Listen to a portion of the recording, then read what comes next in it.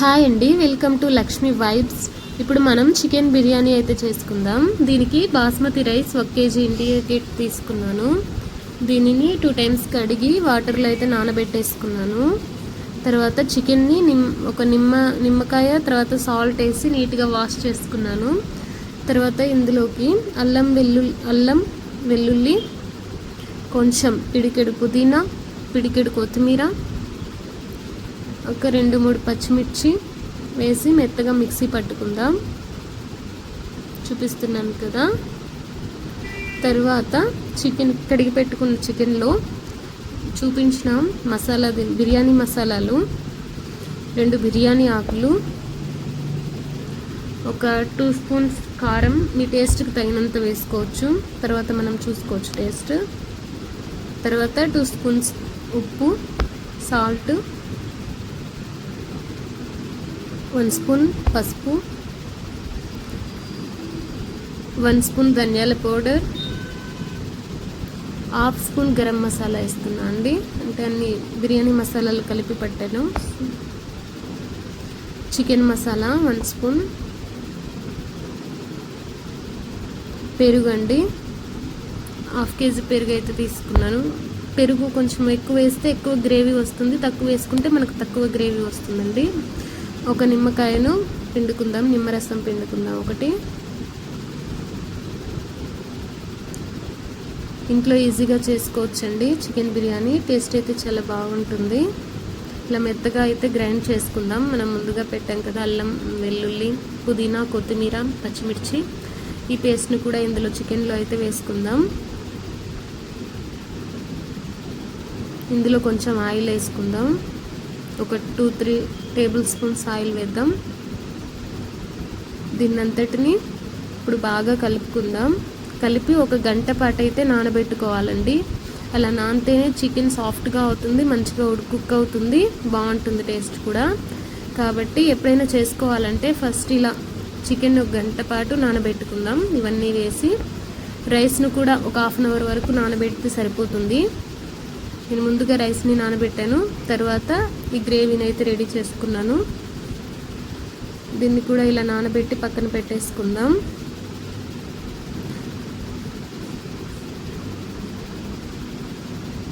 ఖచ్చితంగా ట్రై చేయండి, చాలా బాగుంటుంది.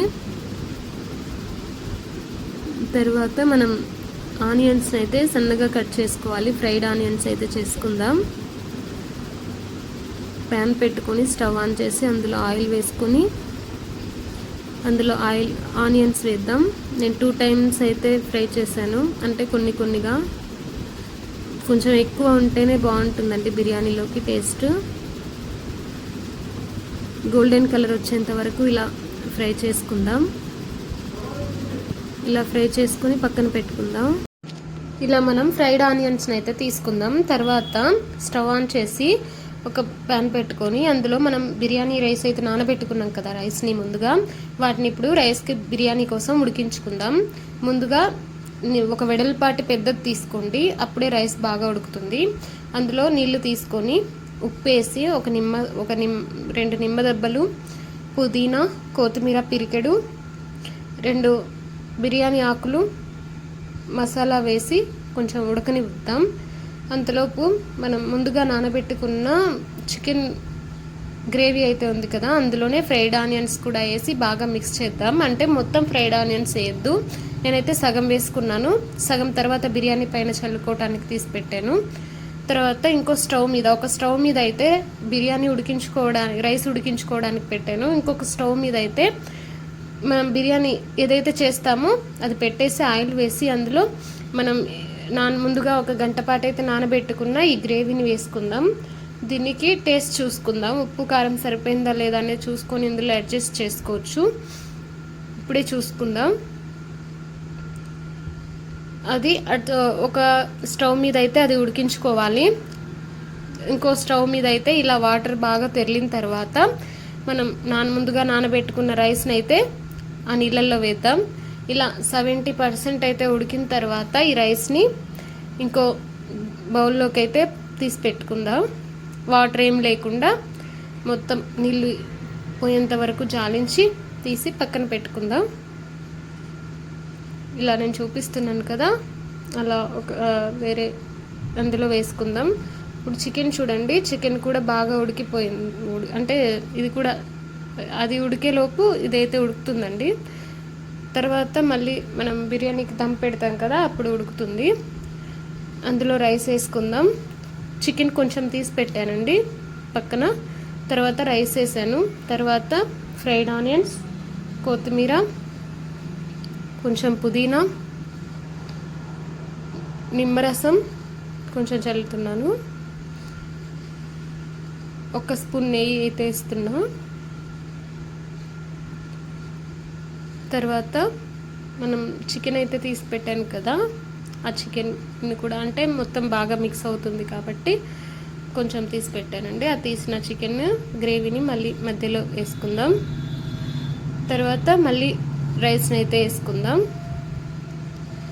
1 కేజీ రైస్ తీసుకున్నాను కదా, 1 కేజీ చికెన్ తీసుకోవాలి మనం.